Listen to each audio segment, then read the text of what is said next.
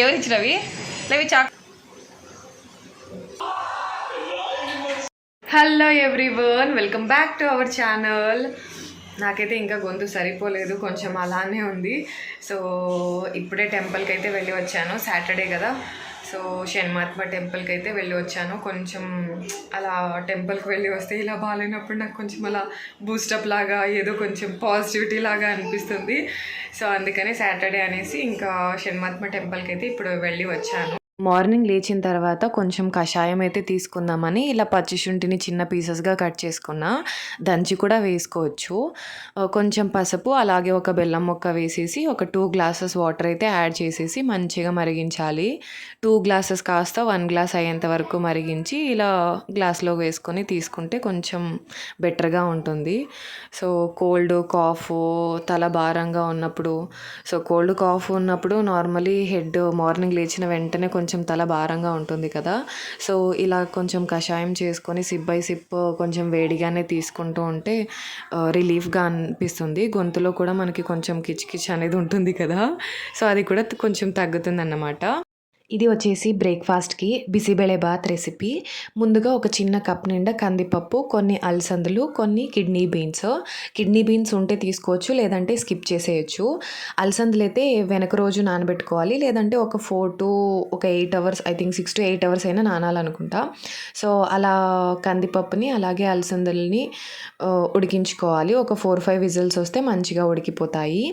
So అవి సైడ్కి పెట్టేసుకొని ఇలా కుక్కర్ మళ్ళీ స్టవ్ మీద పెట్టేసుకొని ఒక 4 టేబుల్ స్పూన్స్ ఆఫ్ ఆయిల్ అయితే వేసుకోవాలి.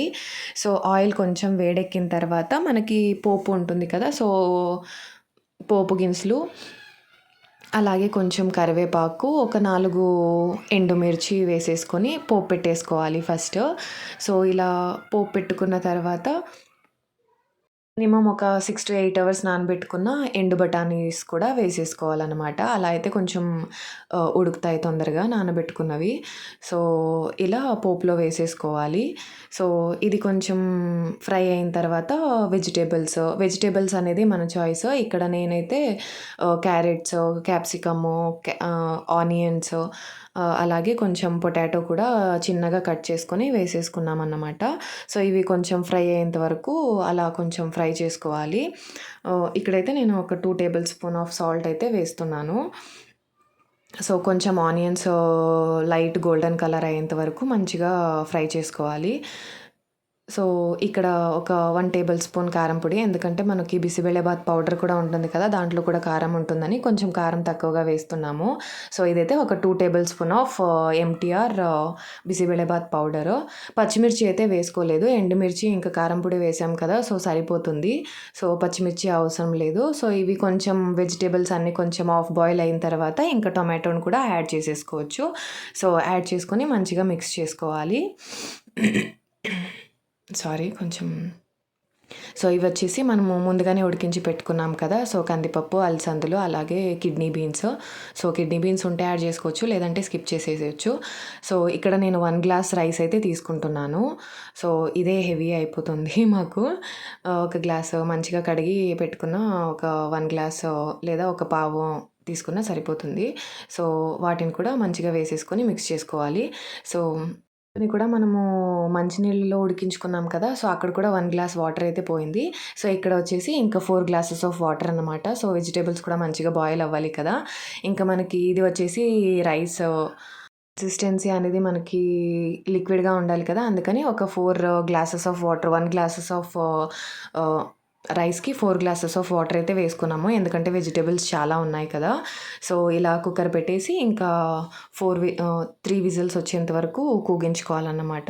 సో ఇలా 3 విజిల్స్ వచ్చిన తర్వాత కూగించుకుంటే ఇలా మంచిగా కన్సిస్టెన్సీ చూడండి.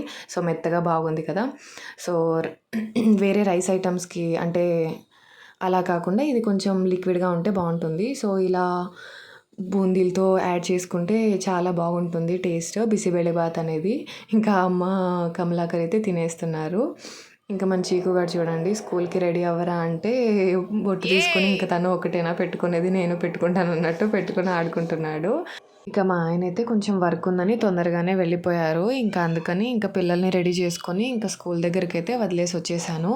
సో వచ్చిన తర్వాత ఇంకా మషిన్‌లో బట్టలు వేసింటే ఎక్కువగా నేను బాల్కనీలోనే వేస్తూ ఉంటా. బట్ ఇప్పుడు వెదర్ బాలేదు కదా! సో తొందరగా డ్రై అవ్వట్లేదు. అందుకని ఇంకా టెర్రస్ మీద అయితే వేద్దాం అనుకోని టెర్రస్ మీదకి తీసుకువెళ్ళానన్నమాట. సో లేదంటే ఇంకా బాల్కనీలోనే ఎక్కువగా వేస్తాను. కొంచెం బద్ధకం ఎక్కువ. ఇంకా మళ్ళీ స్కూల్‌కి వెళ్ళాలి. ఒక 2 అవర్స్ గ్యాప్ తర్వాత. ఈరోజు సాటర్డే కదా! సో సాటర్డేస్ కర్ణాటకలో హాఫ్ డేస్ ఉంటాయి స్కూల్స్. అందులోనూ ఇంకా ఈరోజు పేరెంట్స్ టీచర్స్ మీటింగ్ అంట. FA2ది టెస్ట్ అయిపోయింది కదా! సో అందుకని ఇంకా పేరెంట్స్ మీటింగ్ ఉంటే స్కూల్ దగ్గరికైతే వెళ్ళాలన్నమాట. స్కూల్ అనగానే నాకు గుర్తొచ్చింది. మనం చిన్నప్పుడు ఎంత ఫోర్స్ చేస్తామో పిల్లల్ని చదవాలి, మార్క్స్ ఔట్ ఆఫ్ ఔట్ రావాలి అని. బట్ నాకెందుకో ఇప్పుడు నా పిల్లల విషయంలో ఆ ఫోర్స్ చేయడం నాకు నచ్చట్లేదు. సో స్కూల్లో ఎంజాయ్ చేయాలి. పాపం ఒక 20 ఇయర్స్ తర్వాత ఇంకా వాళ్ళు ఎంజాయ్ చేసేకంటూ ఏముండదు. సో లైఫ్‌లో చాలా ఫేస్ చేయాల్సి వస్తుంది. సో అందుకని నేను పాపనైతే ఫోర్స్ చేయను చదువు విషయంలో. బట్ అలా అని డైరెక్ట్‌గా తనతో చెప్పను. మార్క్స్ వచ్చినప్పుడు చూసిన తర్వాత మంచిగా మార్క్స్ తీయాలనైతే చెప్తా కానీ బట్ ఔట్ ఆఫ్ ఔటే కావాలి అనైతే నేను ఫోర్స్ ఎప్పుడు చేయలేదు తను పాపని. ఇంకా నాన్న అయితే లంచ్‌కి ఇంటికి వస్తారు కదా! సో పప్పయితే ఉంది. అందుకని ఇంకా కొంచెం రైస్ అయితే పెట్టేసి వెళ్దాము. లేట్ అయినా సరిపోతుంది కదా అనేసి ఇంకా రైస్‌కైతే పెట్టేసానన్నమాట. సో స్కూల్ దగ్గరికి వెళ్ళిన తర్వాత ఇంకా ఫస్ట్ అయితే నోటీస్ బోర్డ్ దగ్గరికి వెళ్తాము. ఎందుకంటే అక్కడ డిస్‌ప్లే వేసింటారు కదా! సో మేడం వచ్చేసి 97% అన్నమాట. సో ఇంక ఇద్దరిని పిలుచుకొని ఇంటికైతే వచ్చేసాను. ఎవరిచ్చినవి? లేవి చాక్లెట్స్ ఎవరిచ్చారు నీకు? అన్నయ్య. అన్నయ్య ఇచ్చినా? ఇది? ఇది అన్న అయితే ఇది తను ఒక్క ఇది ఇది తను ఒక్క అయితే తను అక్కనా? ఎవరు తను అక్క? వాళ్ళ తనుకు ఒక్క. ఇప్పుడు రెండు నువ్వే తింటావా తనుకి ఇస్తావా? పటో పెద్దదంటే తనకి వద్దు నాకు పెద్ద నాకు చిన్నదొద్దు తను అంట. అది చెప్పు వాళ్ళకి హాయ్ చెప్పు. హాయ్ బాయ్ కాదు హాయ్ హాయ్ హాయ్. పప్పి పెట్టు ఒకటి పప్పి పెట్టు. లవ్ యూ ఫ్రెండ్స్ అను. ఇంకా ఇది వచ్చేసి మార్నింగే చేసుకోవాల్సి ఉండే బట్ మార్నింగ్ అయితే టైం కుదరలేదు. ఇంకా టెంపుల్ అనేసి ఇంకా కమల్ కూడా తొందరగానే వెళ్ళిపోయారు కదా! ఇంకా పిల్లల్ని స్కూల్ దగ్గర వదిలేసి రావడానికి లేట్ అయిపోతుంది అని ఇంకా మార్నింగ్ చేసుకోలేదు. సో ఇలా ఒక వెజల్లో కొన్ని వాటర్ పట్టుకొని ఇంకా ఒక 1/2 టేబుల్ స్పూన్ లేదా 1 టేబుల్ స్పూన్ వేసుకున్న కొంచెం ఘాటు బాగుంటుంది. సో పసుపునైతే ఇలా యాడ్ చేసుకొని మంచిగా ఉడికించుకోవాలి. సో ఉడికించిన తర్వాత దీంట్లోకి నేను మెంతోప్లేస్ని అయితే వేసుకుంటున్నా. సో వేసిన తర్వాత ఉడికించొద్దు ఎందుకంటే అది ప్లాస్టిక్ కదా! సో ఆఫ్ చేసేసాను నేను. ఇంకా కొంచెం చేత్తో అయితే వేయొచ్చు కానీ అది తొందరగా పడదు కదా! ఇంకా మెంతో ప్లేస్లో కొంచెమే ఉన్నందుకు ఇంకా దాన్నే వేసేసాను అన్నమాట. సో వేసిన తర్వాత ఇంకా స్టవ్ అయితే ఆఫ్ చేసేసుకొని తీసుకొని వచ్చాను. సో ఇలా ఉబ్బుకేసుకుంటున్నాము. మన చీకుగాడు చూడండి ఎలా ఆటలాడుతున్నాడో.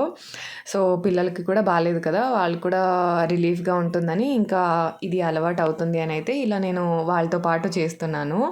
సో ఇద్దరికి కూడా మంచిగా రిలీఫ్ అవుతుంది అని. ఇంకా ఈవినింగ్ స్నాక్స్ అయితే ఇవి వచ్చేసి అక్క ఊరికి వెళ్ళింటాం కదా! అక్క ప్రిపేర్ చేసిందంట. ఇది నువ్వులది వచ్చేసి ఇంకా అమ్మ తీసుకొని వచ్చిండే షాప్‌లో. ఇవి వచ్చేసి నేను ఫ్రైడే ట్రై చేసింటి. చాలా బాగా వచ్చాయి. మీకు ఒక వీడియోలో కూడా షేర్ చేసుకున్నా కదా ఫ్రెంచ్ ఫ్రైస్. సో దాంట్లో కొంచెం ఆయిల్ ఎక్కువ వేడైపోయి కొంచెం కలర్ అయితే డార్క్ అయిపోయిండే.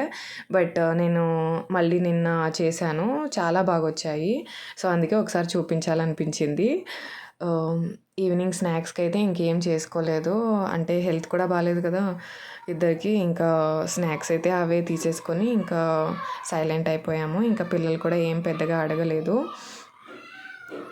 హెల్త్ అనేది ఇంకా కుదరట్లేదు. ఎందుకో కోల్డ్ కాఫ్ వచ్చిందంటే ఒక 1 వీక్ టు 10 డేస్ మంచిగా వాయిస్తుందన్నమాట. ఇంకా ఈ వీడియోని ఇక్కడితో అయితే ఎండ్ చేసేస్తున్నా. సో వీడియో నచ్చితే ప్లీజ్ లైక్ చేయండి, షేర్ చేయండి, అలాగే కామెంట్ చేయండి.